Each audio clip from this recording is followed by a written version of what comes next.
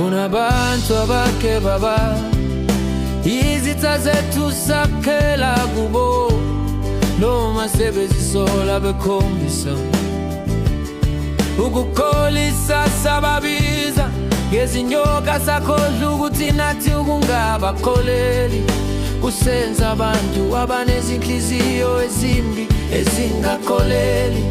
Abanye abakholwa kodwa iqiniso lithi kuyenzeka umuntu wake waba isitha aphinda bewusizo, ngoba abanye ingoba babekuhlosile ukuba izitha.